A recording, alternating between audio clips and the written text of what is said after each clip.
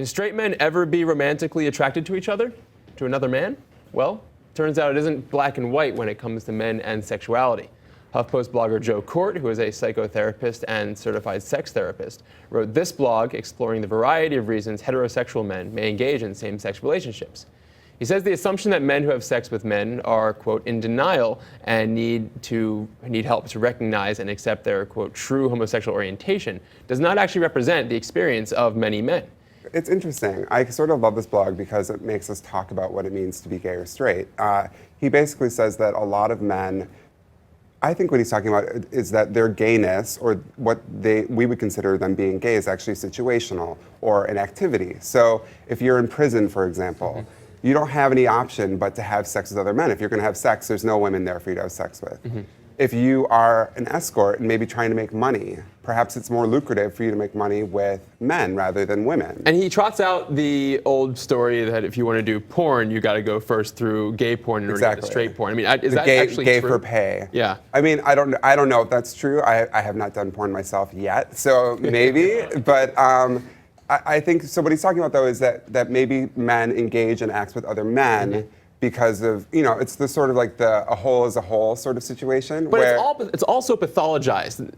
Of all the things he lists here, and I have them on here, acting out early childhood sexual abuse, sex worker escorting, seeking intensely arousing but personally shameful experiences, these are all pathologized. There's no actual, well, maybe I just want to make out with Noah right now. No, and that's what he's saying. He's saying that these are situations where it's not about a man who just can't come out of the closet, or it's not about a man who wants to identify as bisexual. There's actually straight men who are only doing these things because of these very specific situational reasons. Yeah. I like to think the idea that maybe we could get to a place where it wouldn't have to be you're a straight man who's having gay sex. You could just be bisexual or queer or fluid. I mean, we're moving that way more and more, where we don't have to have these sort of very narrow definitions of what it means to be straight or gay and how we function. I mean, I have a friend actually who just came out recently. He didn't even come out. He was a college friend. He's married to a woman, and he now identifies as 20% gay.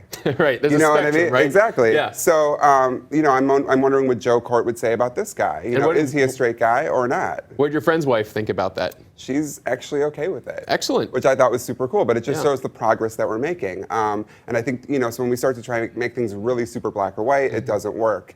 And I think at some point we could all sort of move in this direction where you could have sex with another guy, and it wouldn't be about whether or not you were straight or gay. It would just be about what you wanted at that moment. Yeah, and do you think some of the black and whiteness you're talking about on, gay, straight, bi, whatever, is that what drives a lot of people into a therapist counseling session? I think it is. And we just saw last week, actually, this man, he was presumed dead for 16 years.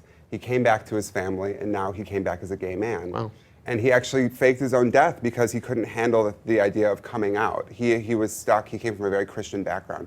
So while Joe is saying for a lot of people that's not the case, they're not gay, they don't need to come out, I think we still have that. That's a huge danger, is that we're dealing with internalized homophobia or externalized homophobia, where our society says you can't be gay. Because to be gay means all these things. It means that you're feminine, it means that you're not powerful, it means that you're not in control. So go have sex with men, but still identify as straight. Because if you don't identify as straight, you have to give up all of these things.